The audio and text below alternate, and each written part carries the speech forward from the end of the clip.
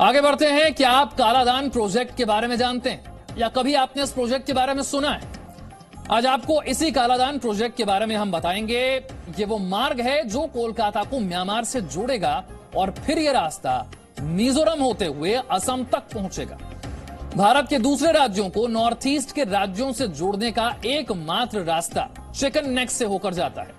अगर किसी कारणवश ये चिकन नेक कट जाता है तो भारत का नॉर्थ ईस्ट से संपर्क ही कट जाएगा। आज हमने आपके लिए ये ग्राउंड रिपोर्ट तैयार की है जिसे आपको जरूर देखना चाहिए ताकि आप इस प्रोजेक्ट के बारे में समझ पाए। नॉर्थ ईस्ट की कनेक्टिविटी को लेकर क्या समस्याएं हैं और उसका क्या समाधान है, आप बेहतर समझ पाएंगे।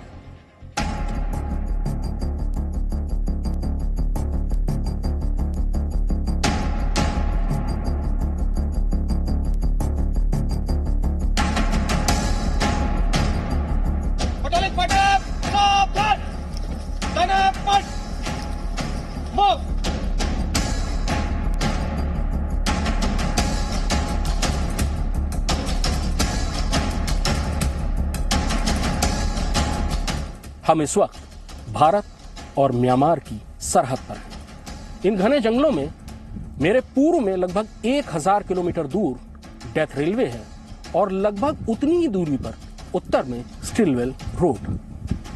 इन घने जंगलों में नए भारत का एक नया चेहरा उभर रहा है जो अपनी सरहद से आगे जाकर निर्माण करता है। लेकिन यह निर्माण विस्तार के लिए नहीं, विकास के लिए है।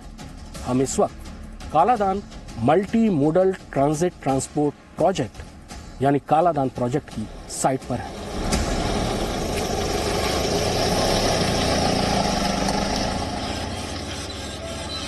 म्यांमार बॉर्डर पर यह जगह भारत को म्यांमार से जोड़ने वाले कालादान प्रोजेक्ट का सबसे खास हिस्सा है।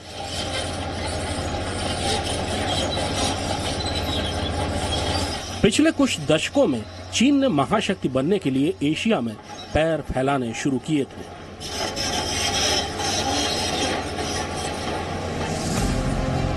और स्ट्रिंग ऑफ पर्ल्स यानी भारत के पड़ोसी देशों में अपनी रणनीतिक मौजूदगी बढ़ाकर भारत की घेरेबंदी शुरू की। बांग्लादेश, म्यांमार, श्रीलंका और पाकिस्तान में चीन ने बंदरगाह, सड़क और रेलमार्ग बनाने शुरू किए, जिसका सीधा मकसद एशिया में अपनी पकड़ मजबूत करके भारत पर चौतरफा दबाव बनाना था। भारत ने 90 के दशक में लुक ईस्ट पॉलिसी अपनाई, यानी पूर्वी एशिया के देशों के साथ संबंध मजबूत बनाने शुरू किए, जिसे 2014 में मोदी सरकार ने एक्ट ईस्ट पॉलिसी का नाम दिया और दक्षिण पूर्व एशिया के देशों के साथ रणनीतिक संबंधों पर ज्यादा जोर देना शुरू किया।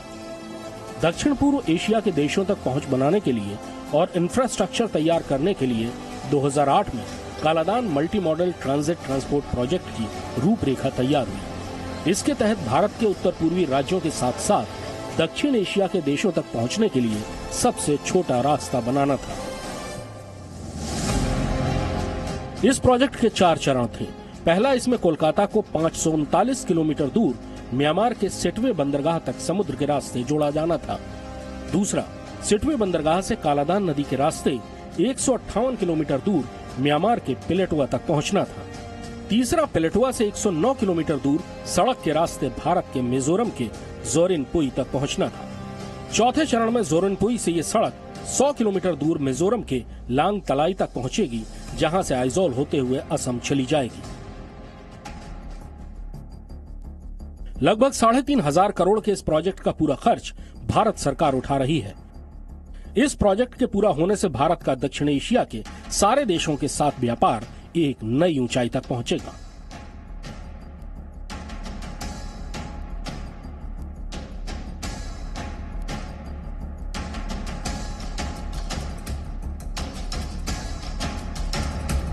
सिटवे बंदरगाह को बेहतर बनाने का काम 2016 में पूरा कर लिया गया, लेकिन जून 2017 में सिक्किम से सटे डोकलाम में भारत चीन के बीच आमना सामना होने पर समझ में आ गया कि इस प्रोजेक्ट पर काम बहुत तेजी से करना होगा। इसके पीछे एक खास वजह थी। भारत के उत्तर पूर्वी राज्य देश से केवल 22 किलोमीटर चौड़ी एक पट्टी से जुड़े हुए हैं, जिसे सिलीगुड़ी कॉरिडोर या चिकन नेक कहते हैं। चीन चुंबी वैली से आगे आकर इस पट्टी यानी चिकन नेक को काट सकता है, जिससे भारत का अपने उत्तर पूर्वी हिस्से से संपर्क खत्म हो जाएगा। चीन का सबसे बड़ा खौफ मलक्का डिलेमा यानी उसके व्यापारिक मार्गों को भारतीय नौसेना के हाथों बंद होने का खतरा है। वहीं भारत के लिए सिलीगुड़ी कॉरिडोर उसका मलक्का डिलेमा है। सिलीगुड़ी कॉरिडोर वो पतला धागा है जिससे उत्तर पूर्व के राज्य भारत से जुड़े रहते हैं और चीन कभी भी चुंबी वैली से आगे आकर इस धागे को तोड़ सकता है। कालादान प्रोजेक्ट का ये रास्ता न केवल पिछले रास्ते से 950 किलोमीटर से ज्यादा छोटा है, बल्कि ये चीन के किसी भी खतरे से पूरी तौर पर सुरक्षित है। लेकिन ये कालादान प्रोजेक्ट का केवल एक पहलू है। कालादान प्रोजेक्ट के तहत भारत को पहली कामयाबी तब मिली जब सिटवे बंदरगाह का काम पूरा हो गया। अब दूसरी बड़ी चुनौती को पूरा किया जा चुका है, यानी म्यांमार में सिटवे से पलटवा तक कालादान नदी को गहरा करने का काम भी पूरा हो चुका है। लेकिन इससे आगे का काम यानी पलटवा से भारत में जोरिनपुई के बीच करीब 109 किलोमीटर का रास्ता ज्यादा मुश्किल है। फिर भी इसे 2023 तक पूरा करने की उम्मीद है। इस इलाके में हर कदम पर चुनौतियां हैं। रास्ता बांस के घने जंगलों से होकर गुजरता है।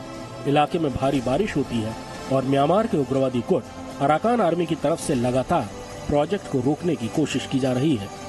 अराकान आर्मी को चीन हथियार सप्लाई करता है ताकि भारत के लिए मुश्किल बढ़ती जाए। अराकान आर्मी ने पिछले साल प्रोजेक्ट के लिए काम करने वाले एक इंजीनियर और कई मजदूरों को अगवा कर लिया था। भारत इस खतरे को जानता है। वर्ष 2019 में भारत ने म्यांमार की सेना के साथ ऑपरेशन सनराइज चलाकर अराकान उग्रवादियों को काबू में करने की कोशिश की। ये उग्रवादी तब मिजोरम की सीमा तक पहुंच चुके थे।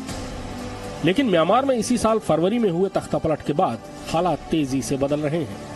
हालांकि अभी तक अराकान आर्मी ने कालादान प्रोजेक्ट पर म्यांमार सीमा के अंदर ही हमले किए हैं, लेकिन इस सीमा पर कोई तारबंदी नहीं है और उग्रवादी बिना बाढ़ की सीमा को आसानी से पार कर कभी भी भारत की तरफ आ सकते हैं। यहाँ की सुरक्षा की जिम्मेदारी असम राइफल्स के पास है। Kaladan multi mode transit transship project है। एक बहुत ही क्या कहते हैं दूरदर्शिता वाला प्रोजेक्ट है। एक तो ये हमारा 1000 किलोमीटर जो हिंटरलैंड से अभी तक ट्रांसशिपमेंट होता था उसको कम करेगा। एक बड़े ट्रांसशिपमेंट शिप के द्वारा सितवे से कालादान रिवर के द्वारा पलेवा एंड अंदर अपना नॉर्थ ईस्ट में आएंगे। जो रखेन स्टेट है एक बहुत ही पिछड़ा हुआ स्टेट होता था म्यांमार का। तो अभी इस रोड को वहाँ पे बहुत अच्छी तरह रिसीव किया गया है और इसमें किसी भी प्रकार का जो लोकल उग्रवाद है या लोगों की तरफ से किसी तरह का कोई इंटरफेरेंस नहीं है। और इवन जो वहाँ पे जो लोग हैं उस एरिया के रखेन स्टेट के वो इसका पूरा सपोर्ट करते हैं। इधर चीन भी म्यांमार में कई इंफ्रास्ट्रक्चर खड़े कर रहा है। उसकी नजर भी म्यांमार पर है।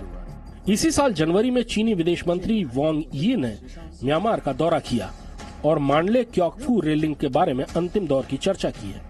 ये रेल मार्ग चीन को म्यांमार के क्योकफू बंदरगाह से जोड़ेगा, जो सिटवे बंदरगाह के पास ही है।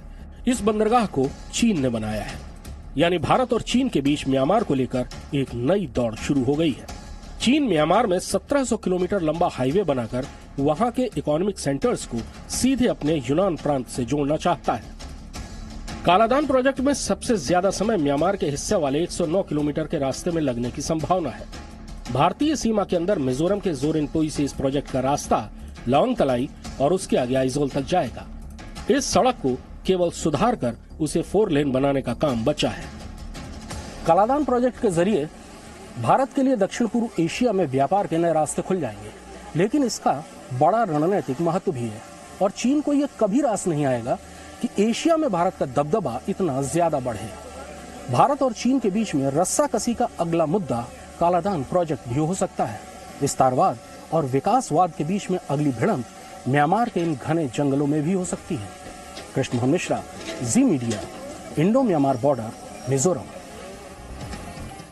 वक्त छोटे से ब्रेक का है, फौरन हाजिर। Presenting B News app available on Google Play and App Store. Download it now.